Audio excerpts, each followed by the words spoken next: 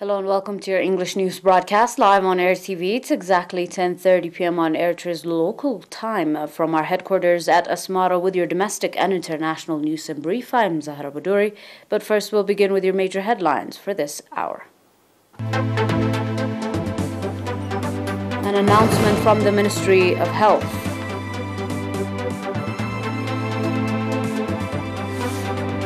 Workshop on livestock regulatory and quarantine services.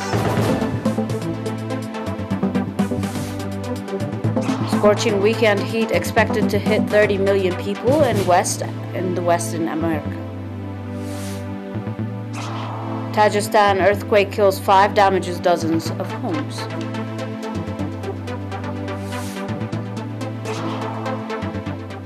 Welcome to your domestic in brief. 7 patients have been diagnosed positive for COVID-19 in tests carried out today at quarantine centers in Asmara Central Region. The total number of confirmed cases in the country to date has increased to 6,284. The total number of recovered patients stands at 5,842, and the number of deaths stands at 29. Ministry of Health, Asmara, 11th July 2021.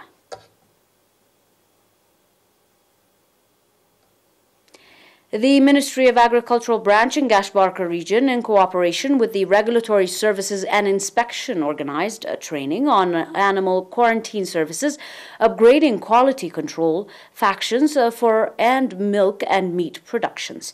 36 agro-professionals and members of the partner institutions participated at the workshop that was conducted from 28 June to 4th of July in Tesane City. Mr. Zarisanai Tsagay, head of the Plant and Animal Quarantine Services in Tesane subzone, stated, indicating that the unregulated cross-border livestock movement is common in the Gashbarka region.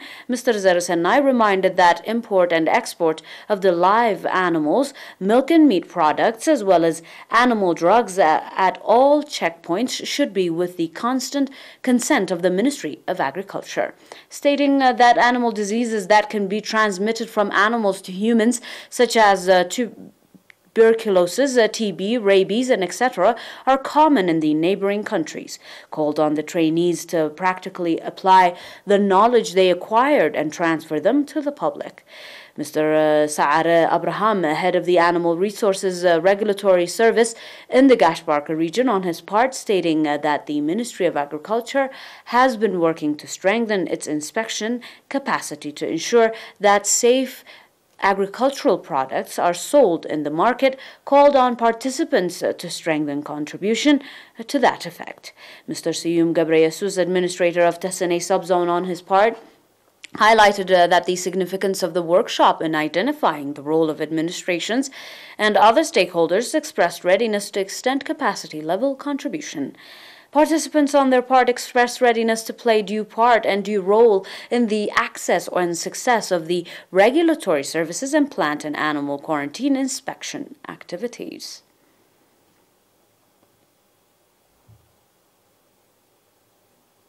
Proceeding with your domestic, the coverage of the community-based environmental sanitation program that has been introduced with the objective of ensuring environmental and public health in the Mandavara subzone has reached 60%.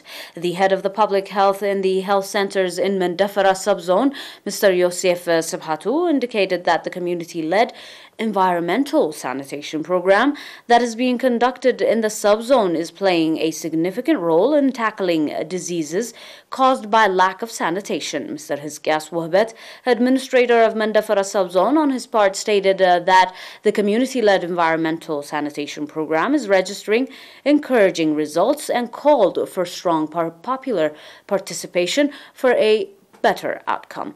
Calls were made on the remaining villages to follow and introduce the program with the time frame given. 39 of the 67 villages in Mandafara subzone have fully introduced the community-based environmental sanitation program.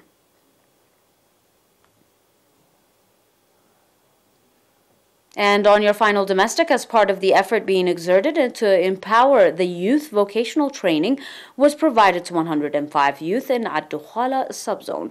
The 3-month theoretical and practical training, including poultry, bee farming, first aid, and beauty salon, at the graduation ceremony conducted on 6 July in Ad-Dukhala Hall, the youth organization in the subzone stated that it will provide the trainees interest-free 20,000 nakfa each, and calls were made on them to create employment. Speaking at the graduation ceremony, Mr. Andamiskal Adhanom, administrator of Ad-Dukhala subzone, on his part, expressed readiness that the administration will stand by the trainees in supporting them to create employment and become self-supportive.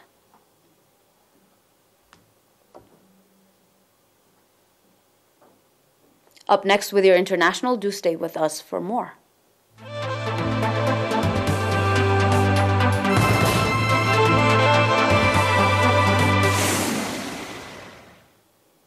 And on your global report, meteorologists say that another blistering, brutal heat wave is forecasted to scorch much of the western U.S.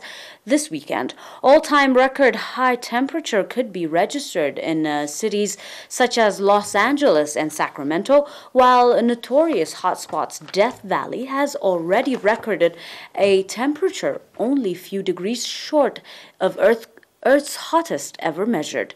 Forecasters with the Nation Weather Service said that the Death Valley hit 130 degrees Friday afternoon, but that the observed high temperatures was concerned, preliminary, and needs to be validated. Temperatures were creeping upward again on Saturday and hit 123 degrees in the early afternoon. In quotation, "This extreme temperature are not a joke. Be mindful before heading outdoors this weekend. Do not put yourself nor first responders in danger," the National Weather Service in Los Angeles reported. Los Angeles' all-time high is 117 degrees and Sacramento's all-time high is 115 degrees.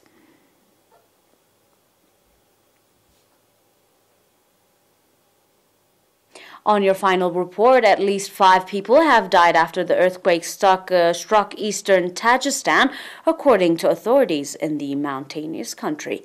The magnitude 5.9 quake hit 27 kilometers, equaling to 17 miles, east of Rashid district on Saturday morning.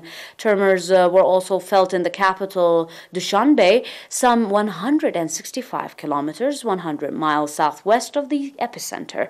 In quotation, power lines were also partly damaged, unquote, in 3 villages in the district of Tajikistan, where all the victims lived. The earthquake struck at 7:14 a.m.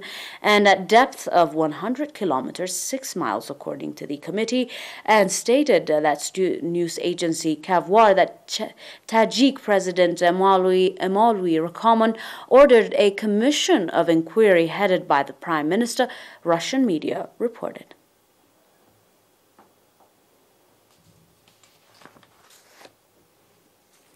Dear viewers, that is all for now with your domestic and international news in brief. Until we are back with some more news, before we end our broadcast here, these were your major headlines in review. An announcement on from the Ministry of Health as your primary domestic.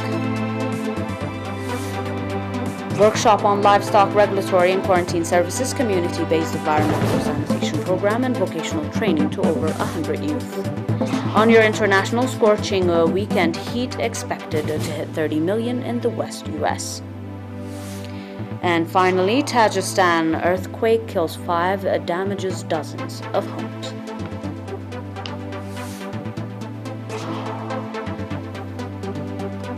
That is all for now. Enjoy the rest of our programs, but until then, until we are back with some more news, have a nice one.